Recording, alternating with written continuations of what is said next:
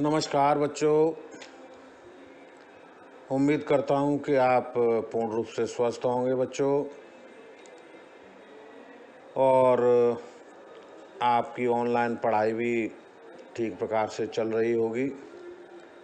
बच्चों, विज्ञान में आज हम दूसरा पाठ, जिसका नाम है क्या हमारे आसपास के पदार्थ शुद्ध हैं, आज बच्चों इस चैप्टर के बारे में जानकारी हासिल करेंगे। बच्चों, इस चैप्टर में सबसे पहले हम ये समझें कि ये शुद्ध शब्द यानी शुद्ध जो होता है, प्योर, इसके क्या शाब्दिक अर्थ हैं, यानी शुद्ध के क्या मायने होते हैं। बच्चों, किसी पदार्थ में कोई मिलावट ना हो तो हम कह सकते हैं कि वो पदार्थ शुद्ध है।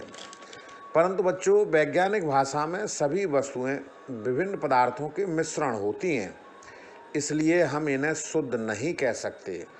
अगर हम उदाहरण के तौर पे देखें तो जल है, दूध है, वसा है और भी ऐसी बहुत सी पदार्थ हैं जो पूर्ण रूप से शुद्ध नहीं होते। बच्चों, इसलिए हम ये कह सकते हैं कि शुद्ध पदार्थ से यह तात्पर्य है कि उस पदार्थ में मौजूद सभी कण समान रासायनिक प्रकृति के हों। यानी बच्चों, शुद्ध पदार्थ वही होते हैं जिन पदार्थों में उस पदार्थ के सभी कण समान रासायनिक प्रकृति के हों। बच्चों, एक शुद्ध पदार्थ एक ही प्रकार के कणों से मिलकर के बना होता है। तो बच्चों, अब हम समझेंगे कि पदार्थ क्या है। बच्चों, एक प्रकार का वह द्रव्य जो कि भौतिक प्रक्रमों के द्वारा यानी भौतिक प्रक्रियाओं के द्वारा अन्य प्रकार के द्रव्य में पृथक न किया जा सकता हो, तो ऐसा शुद्ध पदार्थ एक ही प्रकार के कणों से बन सकता है। बच्चों, पदार्थ को हम इस तरीके से परिभाषित करें कि एक प्रकार का वह द्रव्य जो कि भौतिक प्रक्रमों के द्वारा अन्य प्रकार के द्रव्य में पृथक न किया जा सके। एक शुद्ध पदार्थ एक ही प्रकार के कणों से बना होता है। बच्चों, इसी क्रम में पदार्थ के बाद अब हम समझेंगे कि मिश्रण क्या है। बच्चों, हम घरों में अक्सर देखते हैं बहुत सी हमारे घर में चीज़ें, बहुत सी वस्तुएं इस तरह की आती हैं जो मिश्रण होती हैं, यानी दो या दो से अधिक पदार्थ आपस में मिले होते हैं। तो बच्चों, मिश्रण को हम कैसे परिभाषित करें, तो आइए समझते हैं हम कि मिश्रण को कैसे परिभाषित करें। बच्चों, मिश्रण एक पदार्थ है जो दो या दो से अधिक तत्वों अथवा तो यौगिकों से मिलकर के बना होता है। जैसे वायु में ऑक्सीजन है, नाइट्रोजन, आर्गन, कार्बन डाइऑक्साइड, जल वाष्प इत्यादि बहुत सारी गैसें होती हैं। तो वायु एक प्रकार का मिश्रण है जो कई प्रकार की गैसों से मिलकर के बना होता है। बच्चों, मिश्रण दो प्रकार के होते हैं। एक तो होते हैं बच्चों समांगी मिश्रण और दूसरे होते हैं विषमांगी मिश्रण।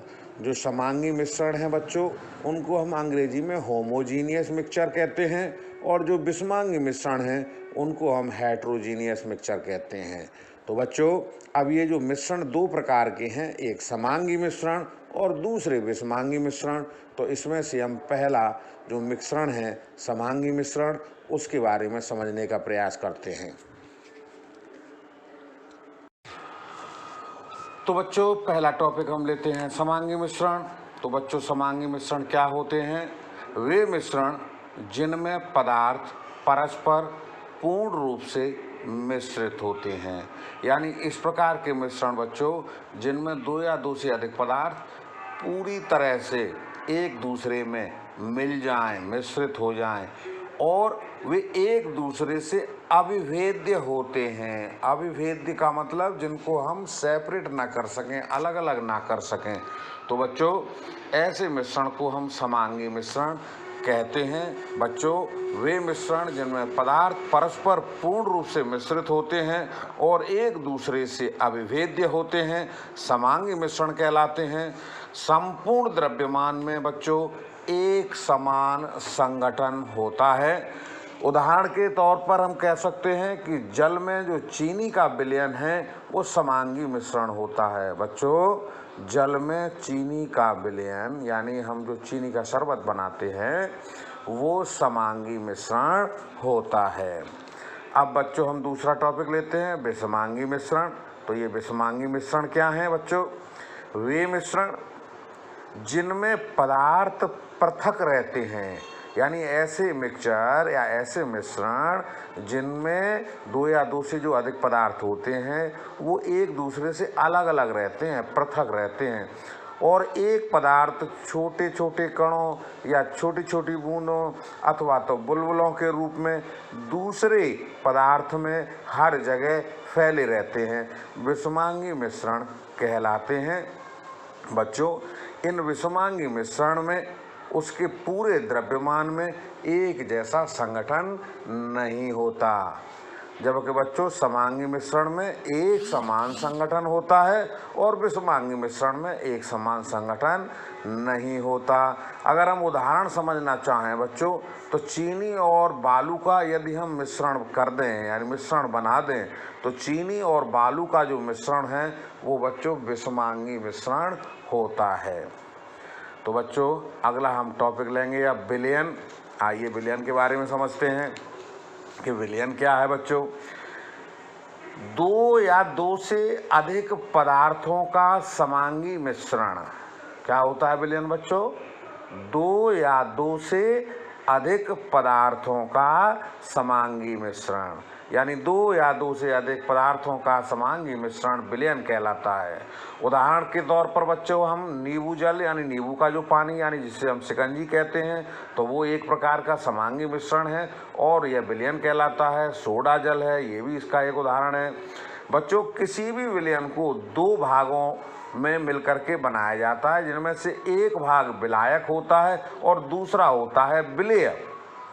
बच्चों, विलयन का वह घटक जो दूसरे घटक को विलयन में मिलाता है विलायक कहलाता है। यानी एक चीज़ घुलने वाली होती है और एक चीज़ होती है जिसमें कोई चीज़ घुलती है। तो बच्चों, विलयन को अगर हम बांटें तो दो भागों में बांट सकते हैं, एक तो विलेय और दूसरा विलायक। तो बच्चों, विलायक तो वह है जैसे पानी में हम कोई भी जैसे चीज़ चीनी डालें, नमक डालें या अन्य कोई पदार्थ डालें तो पानी में घुलता है, तो पानी तो होगा विलायक यानी घोलने वाला। और चीनी है, नमक है या अन्य कोई पदार्थ है तो वो कहलाएगा बच्चों विलेय, यानी घुलनशील पदार्थ जो होते हैं वो विलेय होते हैं और पदार्थ जिसमें घुलता है वो विलायक होते हैं। मैंने एक छोटे से चित्र के द्वारा बच्चों नोट्स में इसको समझाया है, तो इसको आप भली भांति समझ लेंगे। बच्चों, ये कक्षा 9 के लिए बहुत ही महत्वपूर्ण तथ्य हैं, इनको आप भली भांति समझ लें और अपनी कॉपी में भी उतार लें। बच्चों, अब हम अगला जो टॉपिक है बोलेंगे कि विलयन के प्रकार। तो बच्चों, अब हम समझते हैं कि विलयन के प्रकार के बारे में कि विलयन कितने प्रकार के होते हैं और कौन कौन से होते हैं। तो आइए बच्चों, अब हम समझते हैं विलयन के प्रकार। बच्चों, विलयन के जो प्रकार हैं वो मुख्य रूप से तीन प्रकार के होते हैं, यानी विलयन तीन प्रकार के होते हैं बच्चों।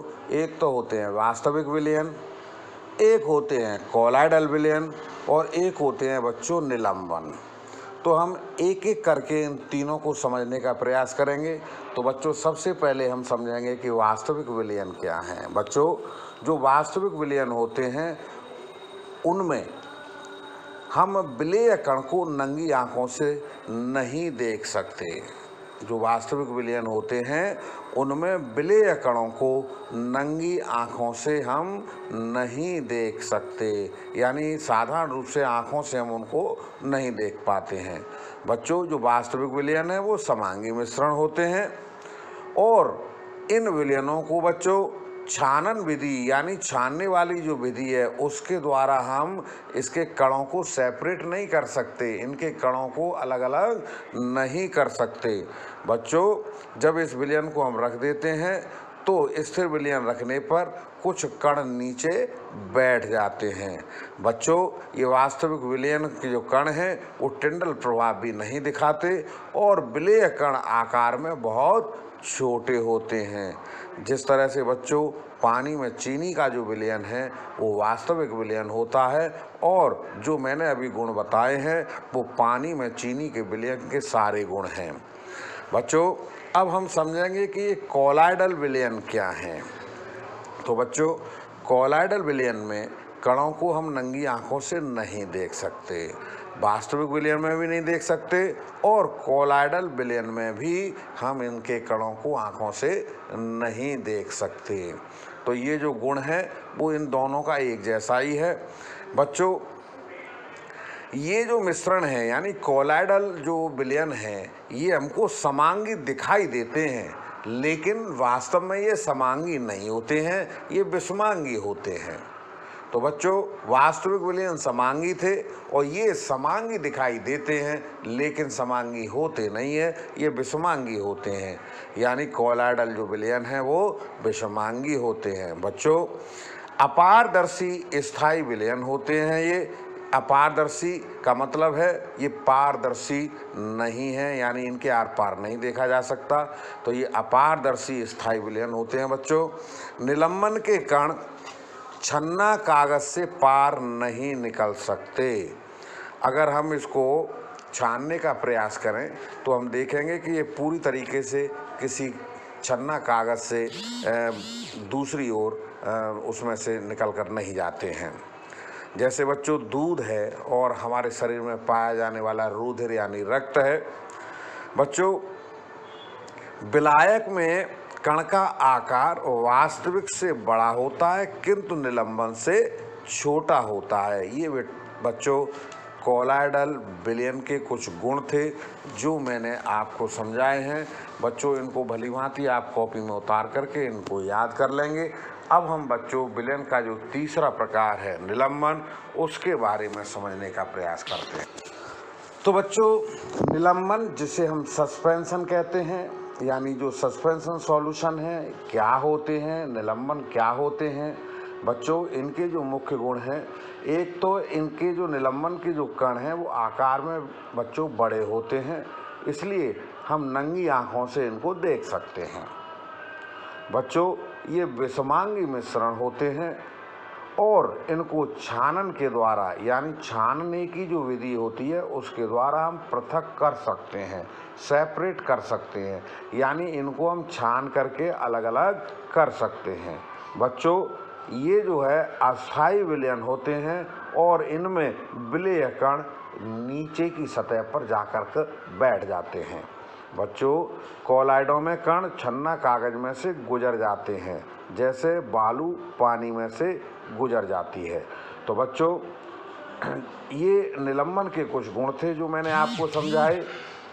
अब इसी क्रम में बच्चों हम मिश्रणों को अलग अलग कैसे कर सकते हैं, पृथक कैसे कर सकते हैं, यानी मिश्रणों को पृथक करने के तरीकों को हम समझने का प्रयास करेंगे। जिसमें सबसे पहला जो तरीका है बच्चों वाष्पीकरण का है। वाष्पीकरण आप जानते ही हैं, जब किसी पदार्थ को हम गर्म करते हैं तो उसमें से पानी वाष्प बन करके उड़ने लगता है। तो आप एक मोटे तौर पर आप समझ सकते हैं कि जब किसी विलयन को हम गर्म करेंगे तो उसमें से पानी वाष्प के रूप में उड़ जाए और उसमें जो दूसरा जो विलेय पदार्थ है वो उसमें नीचे रह जाए। तो इस तरह की जो प्रक्रिया है वो वाष्पीकरण कहलाएगी। तो बच्चों, आइए वाष्पीकरण को हम विधिक तरीके से समझते हैं, एक प्रयोग के द्वारा समझने का प्रयास करेंगे। बच्चों, मिश्रण के दो पदार्थों में से एक पदार्थ का वाष्पीकरण होता है, जैसे कि एक पदार्थ का क्वथनांक दूसरे से कम होता है। तो बच्चों, प्रयोग की सामग्री यानी इस प्रयोग में हमको क्या क्या सामान की आवश्यकता होगी। तो बच्चों, एक तो हम पानी का बीकर इसमें लेंगे और एक रंग डाई या एक रंगीन पदार्थ जिसका क्वथनांक ज़्यादा हो वो हम लेंगे और एक बच्चों बाथ ग्लास लेंगे। और प्रयोग हमारा ये है बच्चों कि जब हम पानी में मिले रंग को गर्म करते हैं तो पानी वाष्प के रूप में वाष्पित हो जाता है और जो रंग होता है वो बाथ ग्लास में रह जाता है। बच्चों मैंने एक नीचे चित्र बनाया हुआ है जिसे देख करके आप समझ सकते हैं कि उसमें एक स्टैंड लगा हुआ है जिसके ऊपर एक जाली लगी हुई है और उस जाली के नीचे एक बर्नर जो है लगा हुआ है या स्प्रिट लैंप उसको हम कह सकते हैं। और इस स्प्रिट लैंप के ऊपर एक ट्राइपॉड है। ट्राइपॉड एक ऐसी आकृति होती है जिसके ऊपर वो जाली रख दी जाती है और उस जाली के ऊपर हम बीकर रख सकते हैं।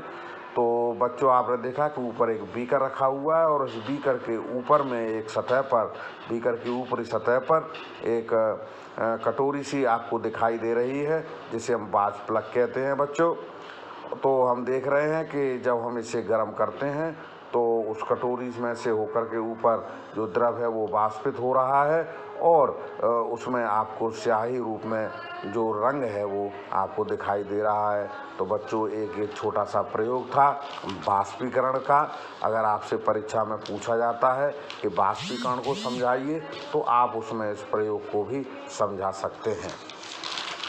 आओ बच्चों अब हम इसकी दूसरी प्रक्रिया यानी मिश्रण को पृथक करने का जो दूसरा तरीका है उसको हम समझने का प्रयास करते हैं। तो बच्चों दूसरा जो मेथड है जिसे हम कहेंगे अपकेंद्रीकरण, अंग्रेजी में इसको बोलते हैं हम सेंट्रीफ्यूगेशन। तो बच्चों ये सेंट्रीफ्यूगेशन क्या है, इसका जो मूल उद्देश्य यानी सिद्धांत क्या है। बच्चों जब किसी पदार्थ को हम तेजी से घुमाते हैं तो भारी कण नीचे की तरफ दबाव डालते हैं और हल्के कण ऊपर की तरफ चले जाते हैं। बच्चों एक प्रयोग के तौर पे नीचे मैंने इसमें एक चित्र दिखाया है जिसमें आप देख रहे हैं कि नीचे भारी कण बैठे हुए हैं और भारी कणों के ऊपर हल्के कण और हल्के कणों के ऊपर बहुत हल्के कण। बच्चों इस तरह के किसी मिश्रण को जब हम गिलास में डालते हैं और उसको हिलाते हैं तो जो ऐसा मिश्रण जिसमें जो भारी कण हैं वो नीचे बैठ जाएंगे और उससे हल्के कण उसके ऊपर और उससे भी हल्के उसके ऊपर आ जाते हैं। तो इस तरह की जो विधि है वो अपकेंद्रीकरण कहलाती है, सेंट्रीफ्यूगेशन कहलाती है।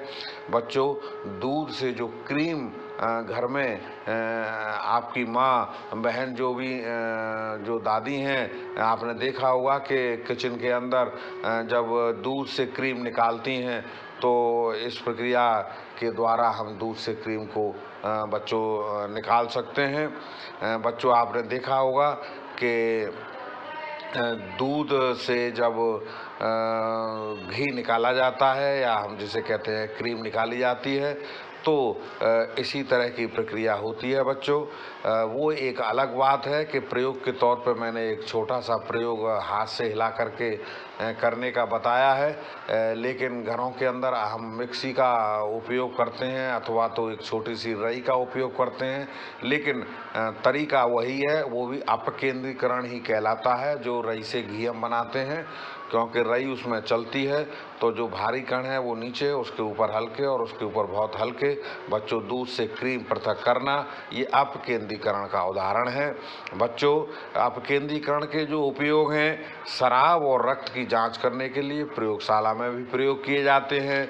बच्चों जैसा कि मैंने बताया कि क्रीम से मक्खन बनाने में भी इसका उपयोग होता है। और बच्चों जब हम वॉशिंग मशीन में कपड़े धोते हैं तो उन कपड़ों में से पानी निकालने के लिए भी जो हम प्रोसेस अपनाते हैं, जो प्रक्रिया अपनाते हैं वो भी अपकेंद्रीकरण ही कहलाती है, क्योंकि वॉशिंग मशीन के अंदर जो नीचे संयंत्र लगा होता है वो पानी को बच्चों पानी के साथ पूरे पानी और कपड़ों को वो रोटेट करता है, घुमाता है, कभी घड़ी की सुई की दिशा में तो कभी घड़ी की उल्टी दिशा में, यानी कभी वामावर्त तो कभी दक्षिणावर्त। इस तरह का रोटेशन उसमें चलता रहता है, कभी उल्टा कभी सीधा। तो हम देखते हैं कि धीरे धीरे कपड़ों में से पानी निकल जाता है। तो बच्चों आपने समझा कि अपकेंद्रीकरण क्या होता है। 2 अंक का प्रश्न कक्षा 9 की परीक्षाओं में पूछ लिया जाता है कि आप अपकेंद्रीकरण से क्या समझते हैं, उदाहरण दीजिए या एक प्रयोग के द्वारा समझाइए। तो तो बच्चों मैंने जो आपको लिखवाया है आप इस तरीके से इसको लिख सकते हैं। बच्चों इन सभी को आप कॉपी के अंदर उतार लेंगे और इनको ढंग से आप याद कर लेंगे। आज के वीडियो में हम आपको इतना ही बताएंगे और अभी कुछ और भी मिश्रण को पृथक करने के तरीके हैं, उनको हम अगले वीडियो में समझने का प्रयास करेंगे बच्चों। तो आज मैं यहीं अपनी वाणी को विराम देता हूँ। नमस्कार बच्चों।